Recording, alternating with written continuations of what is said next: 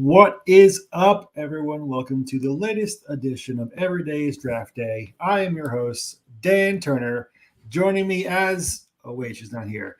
Unfortunately, there is no Steffi Smalls today, but we have found a more than adequate guest to make up for it. Welcome, the one and only Cal.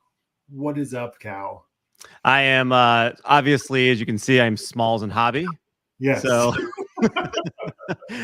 what is up? I'm excited. I'm happy to have a really, really good time talking about the NFL Combine with you. And yeah, these are very big shoes to fill right here, but I'm going to do my best. And we have Steph actually commenting, Cal is too good to be my replacement. Yes. We'll just see. I'm gonna find a happy medium. I'm gonna try and not be too bad, not be too good, somewhere in the middle. That's what I'm going for. Yeah. Somewhere around just okay. Just so you know, we don't upset Steph too much. But yes, today we're going to talk about the upcoming NFL Combine. That's only a week or so away. So just to get started, what players are you going to be looking at during the Combine, Cal? Well, I think from a Combine standpoint, the ones that I'm going to be watching the most, is the reaction to the quarterbacks. And I think they have the most to gain in terms of, I don't think there's any consensus as far as where they go. It's really going to sort of depend on one team deciding this is the guy that I wanted. They're going to go try and get that one of those guys. Now, it's really interesting when you think about who's picking in the first round and where they are and how they could be a little bit later, a little bit deeper in the draft. And do you want to be a quarterback that goes in that top 10, or how about some of those teams at the bottom? If they get their hands on a couple of these quarterbacks, it could be really fun. So it could change the way we think about it. So who's interviewing them, what they're saying, what they're thinking about when they're there at the Combine. I'm going to be reading literally everything I can about that. Yeah, absolutely. I definitely agree with the quarterback stance. In particular, I want to see how some of the Senior Bowl guys perform after their less than stellar performance in Alabama, specifically, Sam Howell and Desmond Ridder. If they can, bounce back and have some good workouts, I think that their stock will bounce back. I'm also interested to see that one guy that didn't show up at the Senior Bowl was a Matt Corral from Ole Miss. Mm-hmm. How he does against the rest of the quarterback competition. We all know Malik Willis is going to run fast and he's going to be the best athlete. But I want to see how everyone else does in comparison. So that'll be fun. That'll be fun to see. Absolutely. Do you have any? I guess who is your favorite right now among those quarterbacks? Favorite in terms of who will get drafted first? Yeah, well, I guess just in terms of from fantasy wise, is it Malik Willis? Do you or is it somebody else that you're really interested in? Well, I think overall the favorite is Malik Willis just because obviously he has that rushing upside. He keeps to be compared to Jalen Hurts, and I can see that obviously. He's not super polished as a passer, but that can grow. But he's probably faster, and he definitely has a stronger arm than Jalen Hurts. So. That excites, NFL front offices. They see, and fantasy owners, they see how well Jalen Hurts does, even when he's not the best at throwing the ball, and he's still putting up top 10 QB numbers. So if Malik Willis goes to a good situation in a good offense, say Pittsburgh or whatever, where they have a pretty decent offense already in place, then, he could step right in year one and be a top guy. But for me personally, I really want to see how Kenny Pickett does. I think he's Willis has taken a lot of the shine in the spotlight, but he had a really good Senior Bowl too. I want to see if he can in the right system develop into a good passer. And I want the other guys to bounce back. I don't want what happened at the Senior Bowl to happen again and have everyone's been shitting on this class of quarterbacks because there's not that one Andrew Luck or Joe Burrow type guy. But I think, where even me, I've done it in the past too. I'm guilty of that as well. So hopefully, they can get some good performances in and go up those draft boards. But from a fantasy standpoint, Willis is the obvious favorite for everyone. Super flex leagues, he'll go first, in my opinion. Do you feel like, I mean, being from Liberty, does that give him a little bit more of like he needs to perform well there? Obviously, he did well at the Senior Bowl. We'll see how much that matters. We also have the gifts of Mike Tomlin seeming like he had eyes for him like that. Uh-huh.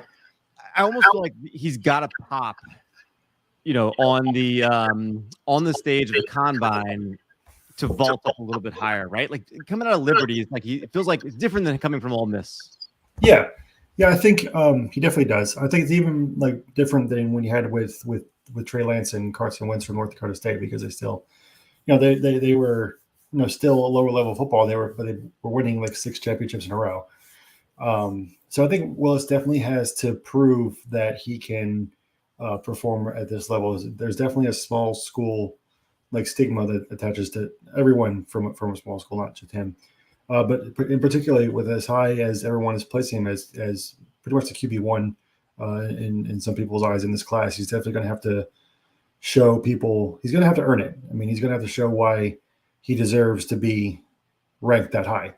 And he won't get as much leeway as, say, someone from as a Pickett or Ritter that comes from the high class of football does.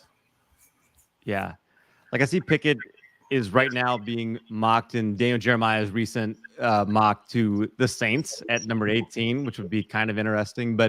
And then Malik Willis is the next one at 20. But do you think we go a whole first half of the draft without a quarterback being taken? I don't. No, I think teams are so desperate nowadays to get a quarterback that they'll reach for one, even when it's not in their best interest, because it doesn't. The value doesn't match up to where they're going to be drafted. But it definitely is. If you don't have a quarterback in this league, you're not going anywhere. So, I mean, they're definitely someone is going to, take one earlier than is necessary. Based on their performance, I don't think them even deserve to be a first rounder, to be honest. I just don't think that, like, just from what they've shown post, their college careers, but they're gonna go. Someone's gonna draft one because they need to show their fan bases that they have some kind of hope for the future. That's just how it works. Like that. I think Willis and Pickett and will be going first earlier than people believe. I mean, there might be top 10 picks when they don't deserve to be remotely close to that at this point. From my opinion. Yeah. I think what I'm looking for most is, does anyone of those, I guess, big five, that we think about, is it five that we think about? I think about five: Willis, Corral, Pickett, Howell, Ritter, maybe Carson Strong. I mean, I don't know if you put him in that. I don't anymore. Yeah. But which one of those slips past the first round? Because it only takes one team to like one of those guys to take him in the first round. It takes all 32 teams to pass him. Right. So if all 32 teams pass on some of these guys, then I feel like that says more than one team like the guy, right? Yes, I think so. Before I answer that real quick, let me bring in our last guest. What's up, John? What's up, buddy? Sorry, the dog was whining. I had to take him out. Don't worry about it. So let me answer that question first, and then John, you heard the question, right? Mm-hmm. Okay, so let me answer first, and you can take it. Sure. I think it's going to be Ritter. I think that the rest of the quarterbacks is something that you can definitely lean on, like Willis has, the athleticism, and Kenny is, the guy that was great in the Senior Bowl, and Howell is the guy that should have been number one but kind of wasn't. So, but people still kind of believe in him like that. There isn't anything that Ritter does that is better than any of those other guys. Like he's good at a lot of areas. There just isn't anything that stands out for me personally. So I think Ritter will definitely slip into the second round. Yeah, that's kind of I think that's kind of the low-hanging fruit. I think that's the easy pick too. Like Ritter, like you said, he doesn't do anything exceptional. I think he's a good quarterback. He's probably going to be he might get a crack at a starting role, but he's probably more profiled to be a high-end backup. And so I think that's probably, with this influx we just saw of quarterbacks last year and in previous years, I just don't think teams there are a few desperate teams, but no one's desperate enough to really go all in on Desmond Ridder in the first round, in my opinion. What about you, Cal? Just in terms of like who would slip? Well, honestly, more recent mocks seem like they are going to a place where the quarterbacks are going down the board and not up. Mm-hmm. And so part of me thinks like this is, as more information comes out, as teams start doing more and more of their homework on these quarterbacks, the ones that are looking for one, now they've got a coach, now they've got a GM, they're filling out. And so you're starting to see some information start leaking to some of these, NFL insiders who put these mock drafts together. They're not all accurate, and things can change, obviously, but it is interesting to see sometimes how you start to see a guy gets where he's going in the first round, like Kadarius Toney last year, right? We were like looking at him and like nobody thought, hey, this is a first rounder, but people started getting word this is a first rounder, and sure enough, he goes in the first round. And I think it seems like the trend line is the opposite here this year with the quarterbacks, where it's like they're getting pushed back further and further. Some of these other position players, some of these defensive guys who are studs in the top of the draft, they're staying there. They're not going anywhere. And I don't know, man. Like part of me just thinks like this is a sign that the NFL is starting to see what we've been, I guess, seeing for a little while, that these quarterbacks are not necessarily going to be special, not necessarily somebody that you're going to want to start day one. And could that create some bidding frenzy on like the Jimmy Garoppolo's, or try to go after Russell Wilson, or does Mitch Trubisky start getting a lot more attention than we, maybe would have thought before, or Mariota? Because we got some retiring quarterbacks and some aging quarterbacks that need to be replaced right now, and not enough people to fill those shoes, it seems like. Mm-hmm. Yeah, absolutely. When people are starting to try to talk themselves back into Mr. Trubisky, it's a big quarterback problem in the league. But I think to that point, I think that's there are so many teams that are like in the back half of the draft that could, like you said, that like are aging or won't maybe not have a quarterback or stuff. That isn't usually what happens. Obviously, you have a good quarterback, you're usually picking, or you don't have a good quarterback, you're usually picking in the top of the draft, not towards the back or the middle. So I think that there won't be as many QBs taken like where we usually see them in the top, like even top 15. But I think the back half of the first round, you even see some of the bad teams like trade back into the top half of the first to get that fifth year option, and then that's where a lot of the QBs will be taken. Yeah, that fifth year option is pretty huge if you do hit on quarterback. So I think you're right. There is some advantageous, GMs out there that would think about that, but I just don't think the talent is really there with this class. It's just not high enough. I think they're gonna eventually do this sort of risk analysis and say, you know what, it's okay if we only get him in the second for 4 years. We don't need that fifth year option. And if he hits, and Yahtzee, we're great. But I don't see. It just isn't. No one. And again, I'm not going to sit here and say I'm a pro scout, but no one to me, when I'm watch, really jumps off the page as like, yep, clear cut. This guy is going to make it in the next level and be a superstar. It's just everyone is just. I think everyone's really good. There's no great quarterback prospect in this class.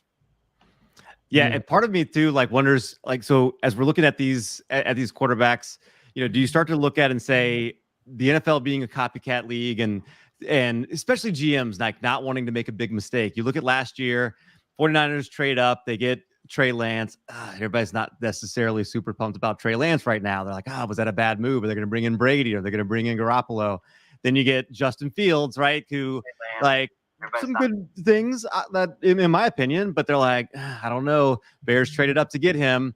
Meanwhile, the Patriots sat back, got the last one, Mac Jones, and hit probably the biggest home run. I wonder if teams, whereas they've been very aggressive, if you see that and you're like, oh man, if I make a move like that and it doesn't work out, I'm going to get fired. I better be patient and not necessarily put my neck on the line. So that side of this is always so fascinating to me. I love the draft. I love the combine. Teams tell you who they are in these situations. They can't lie. They can't hide it. And it's awesome. The news, the quotes that you get, they're like so much more reliable during this time, even though there's going to be some lead up to it that's not, but it's going to be so great to see teams show their cards. I love that part.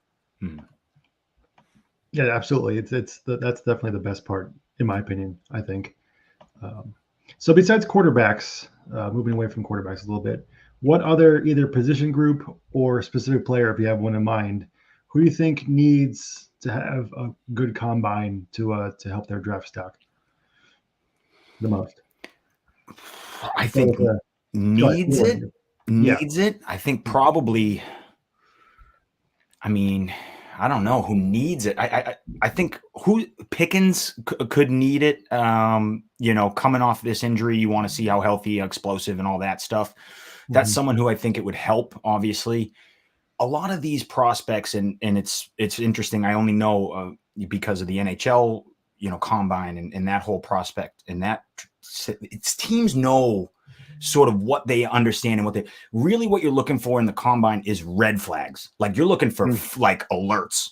These guys know what they're getting relatively. It's the interviews and the red flags and the medicals that are the biggest parts that can really fluctuate a board left, right, and center. If someone goes out there and blows up and has a great day, but if on film they were a good player, then that shouldn't move the needle much. It's like this is just how it should be. But someone like Pickens, who I think, that could move him up because of the meetings and the medicals and all these things. If he gets cleared and all the doctors say, yeah, he looks like 100%, then you could see him shoot up a board pretty quick.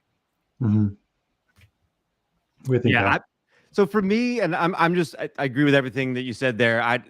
To me, it's similar. It's the injury checkout on Justin Ross. And I know we've got some good news there, but he's a guy, breakout age of 18.7. I mean, that's like obviously really good. We've got a good college dominator rating, pretty good, at least in target share. It would be interesting to see where his numbers check out. And then just the injury part, because teams are finally going to get their hands on him, get to look at him, check him out. And he's a guy that I'm rooting for, coming back the way that he has.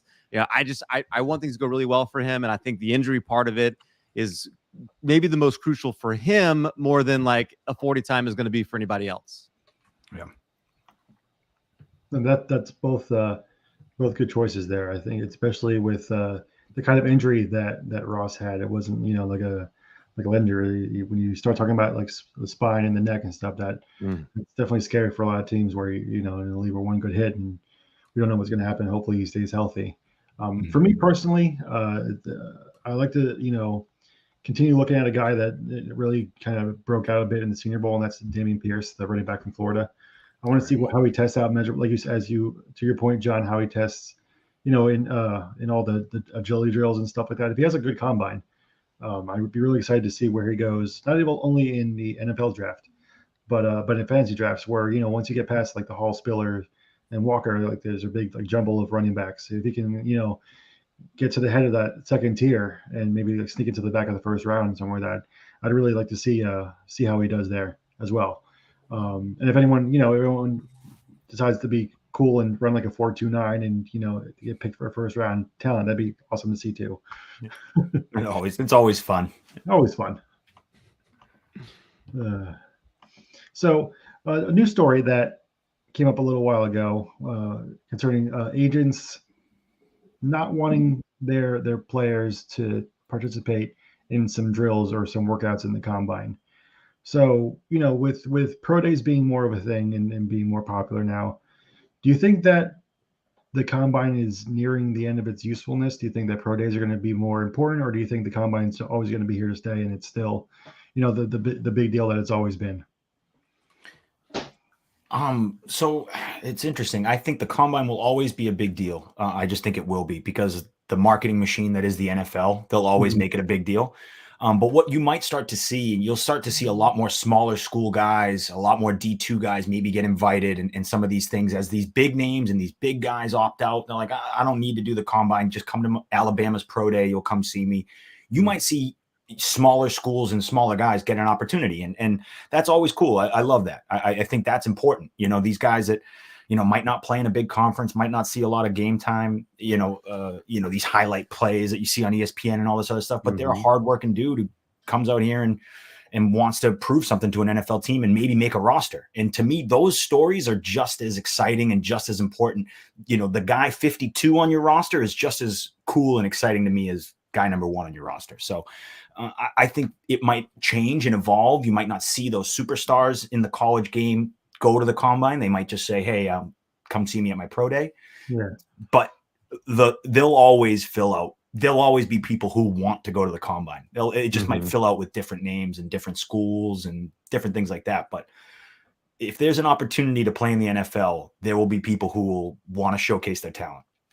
Yeah, that's a great point, John. It actually was something that Cal was talking about earlier, talking about Willis from Liberty and whether, going to a small school, it hurts him in any way, or does he need to prove himself? So, once the big guy, like the big Alabama guys, they're going to be first round picks, and hopefully we do get some smaller school guys like the offensive lineman from Tennessee, Chattanooga, Cole Strange. He probably wouldn't have gotten an invite, in previous years. So if they can get those small guys and those guys do well, then they'll get drafted, and there's always a bigger talent pool than we know of. So the more information we got, even for us as fantasy players, there's more information on players that even we obviously can't study everyone. So if we get a guy that shows up and balls out and stuff, hey, like maybe I'll take a closer look at him than we did before. So that's definitely an excellent point. What do you think, Cal? Yeah, I think the combine, what tells you that it's going to make it, I think, is the fact that it's still going on and still being invested in and maybe getting bigger. And even though like we can rail against it and say like, what does the 40-yard dash mean, or the bench press thing or whatever, we sometimes, we start to get some hand wringing about the combine about this point, or, a couple months from now, we'll start really hearing it, or, whatever month from now, whatever it is. People like, the main thing, the NFL keeps investing in it, right? And so if they keep investing in it, that tells you that they see value in it. Now, I'd like to see some of it maybe adjust in terms of what they do. Like, I do think there can be some, if we're still running all the same drills and same metrics that we were, 30 years ago, 20 years ago, like, more than that. Yeah. Crazy. Whatever it is. At some point, like, we're going to have to adjust that probably, which is probably going to take, I don't know, maybe even in the collective bargaining agreement. I don't even know how you come to that conclusion, but but I think that is the kind of thing that I'd like to see. If they're going to make adjustments, do that. But in general, showcase your talent, get a chance to meet the teams. Teams are going to want a chance to get there. It's a centralized location. The thing about going to a bunch of pro days, think about how much more cost that is for an NFL team. So, I mean, even like little things like that, that's why I cannot see it going away. They'll put pressure on the agents. They'll, they have their ways of getting their way in these kind of situations, like it or not. Yeah. So just to put you on the spot a little bit, if you could change something about the combine, what would you change? Oh gosh. You have to say it. I had to bring it up. I had to follow up. Oh man, that's tough. You're honestly somebody smarter than me. I guess here's what I would do. I would do what I like to do. I would interview people, and I'd find like really smart people who know what they are talking about, and I just want to sit down and pick their brain about it. And I am curious about it. I hear people who are smart talk about like, hey, what does this 40-yard dash really even mean? What is this bench press really even going to tell me? Like, can we get, some kind of different metric, hook them up to something like, like they do with the StatCast or, whatever it is, to look at all the different mechanics and motions and, figure all those little things out. I would say there just has to be something more advanced than we're getting now with the technology we have. And I see baseball, the way that they've, adjusted to a lot of the things that they do and the way they track things. And football is not far behind, really, but the combine does seem a little archaic. Yeah. Yeah. What about you, John? Anything you would change?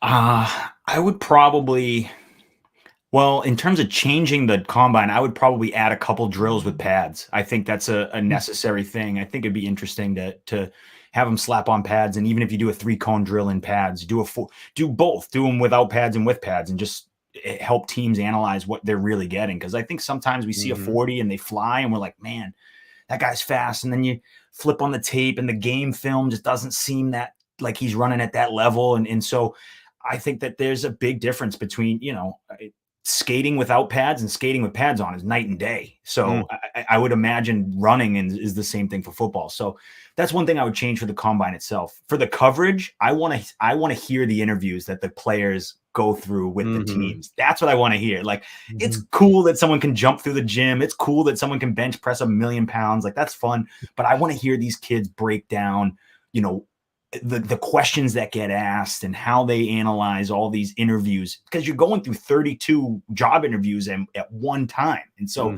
that's a lot. And they ask you crazy questions. They ask you crazy questions you'd never even think of. And all of a sudden it's just because they just want to see how you react to on your toes. And so, they might ask you what your grade was in third grade math. And you're like, I have no idea. And you just look dumbfounded. So it's interesting. I'd love to see that whole side of it, the mental aspect of it. So coverage, I would change that in terms of if I'm running the combine, I'm throwing some drills in there with pads.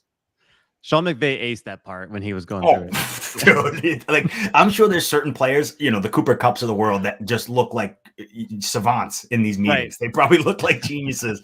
And like that to me is so fun. Like that would be so cool. So this is getting like a little bit out there, but I'll who cares? Whatever. I'll just go for it. But like, I remember I interviewed Vincent Smith one time, and he was talking about how, like, what makes DeAndre Hopkins so good, right? Like, he's not like the athlete of a Deshaun Jackson or Calvin Johnson or whoever, but he's like for years had been one of the best wide receivers in football. And he's like, honestly, like, obviously he's athletic. Obviously he's got elite body control. There's, balance that is insane. And, those things. He said, but really it's like, he's mentally tough and he's the smartest player who's ever been around. And like, he is like he's playing chess when DBs are playing checkers. And, I don't know if there's a way to, and then maybe that's what they're trying to do in interviews is figure out that sort of thing, but like a football IQ type thing. And, the Wonderlic is not, to me, that's ridiculous, but like there's things like that where you're like you could see it on film to a degree, but not as much as I think you could. Somebody really smart could probably figure something out to measure that, and I don't know, we'll see. Yeah, that's a great point. I think with certain drills, like who needs them, honestly. It makes no, like, running a 4-2 whatever in shorts and running 40 yards in full pads is completely different. I really love that the combined, like, interview / football IQ idea. I think especially with guys that aren't like athletic specimens but still like crush their competition, just having them like sit down and even just like explain like how you would run a route or how you would cover that guy or whatever, game specific situation interviews, stuff like that, where we can understand and it helps like the viewer too, like understand more about football. So it's a double win. Would definitely be, I think, something that I and probably a lot of fantasy football everywhere would love to hear about, because that gets into like the like a deeper part of the game that we're looking for.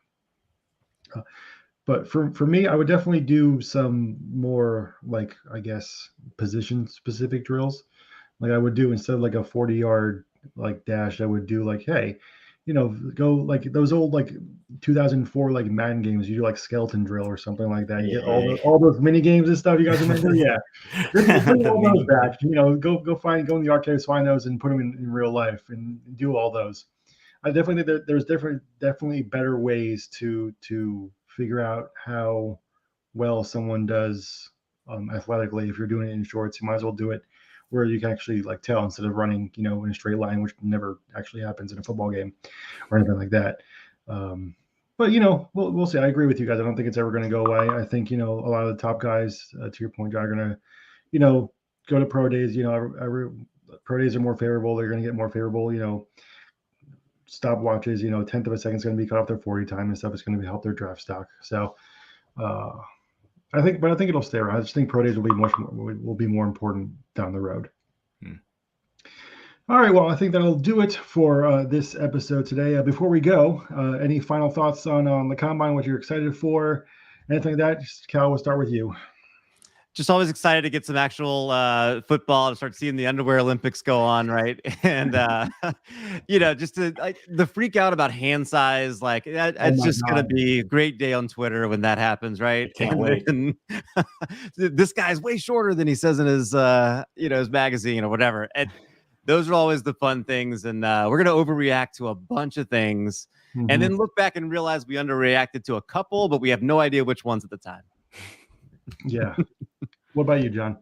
I think I'm just excited. To me, the combine, at least in my world, is like the kickoff for fantasy season, like you really start to get your ducks in a row. You start to build your draft boards. You start to do all this fun stuff for me for fantasy. So, you know, I don't like to pretend I'm a scout, NFL scout at all. So I usually wait to do my rookie rankings until the draft because I want to see what real evaluators think of these players before I start slapping labels on people. That's how you end up with Hakeem Butler as like your wide receiver too and things like that. So, you know, I just would rather listen to the pros. And then that's when I start you know, putting together all of my prep for the coming season. So to me, that's what I'm excited about. That's like, to me, my personal kickoff to the upcoming fantasy season is draft. Yeah. Yep. I'm looking forward to that one guy that had absolutely no good college tape comes in and absolutely destroys the combine and gets drafted 5 rounds too high. Or it's going to be a great fantasy pick and ends up falling flat on his face. Yep. There's always that guy sometime. So Cal, let everyone know where they can find you and your stuff. So my name says at Smalls and Hobby. It's actually at Calvin and Hobby, but you can search for this one too. I don't know. It might be there. Follow whoever has that if they do. I am at DLF. I've got the Tuesday night show that I do with Carp, and then my Dynasty Refinery series is really cool. I actually haven't mentioned who the guest is for this week, but interviewed him today. Sigmund Bloom. It will be at Saturday.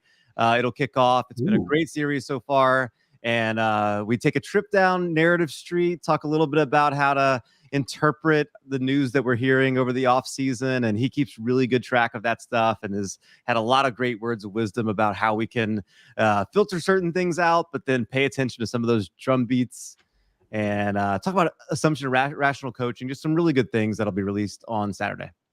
That is an excellent series, that Refinery. If you haven't, check it out. It's fantastic. It's probably one of the best series on YouTube right now. What about you, John? Let everyone know where they can find you. So you can find me on Twitter at FTLS_JBats. It's pretty easy. My podcast for the Love of Sundays is we cut it way back. We're down to about once a month, but I just signed on with Fantasy Coaches.